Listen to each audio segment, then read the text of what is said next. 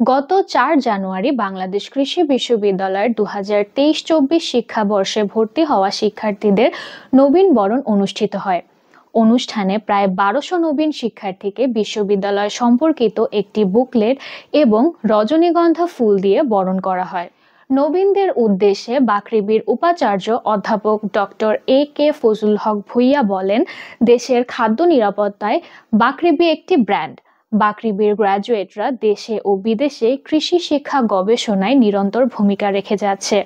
তাই নবীন শিক্ষার্থীদের বর্তমানে র্যাগিং মুক্ত ক্যাম্পাসে মাদকসহ সকল অপরাধ ও অনিয়ম থেকে দূরে থেকে নিয়মিত পড়াশোনায় মনোযোগী হতে পরামর্শ দেন। প্রধান অতিথির বক্তব্যে প্রফেসর ডক্টর আনোয়ারুল্লাহ চৌধুরী, সাবেক উপাচার্য, ঢাকা বিশ্ববিদ্যালয় বলেন, আমাদের মতো উন্নয়নশীল কৃষি প্রধান দেশে কৃষি শিক্ষা অত্যন্ত গুরুত্বপূর্ণ। শিক্ষার পাশাপাশি দেশ গড়ার কাজে আত্মনিয়োগ এবং নির্যাতন, নিপীড়ন ও শোষণ বঞ্চনাহীন এক বৈষম্যহীন সমাজ করতে নবীনদের এগিয়ে আসার আহ্বান জানান। বাকৃবির ছাত্র বিষয়ক উপদেষ্টা ডক্টর মোহাম্মদ শহীদুল হকের সভাপতিত্বে এবং সহযোগী ছাত্র বিষয়ক উপদেষ্টা ডক্টর মোহাম্মদ সাইফুল্লাহ এর সঞ্চালনায় সুন্দরভাবে অনুষ্ঠানটি সম্পন্ন হয়েছে।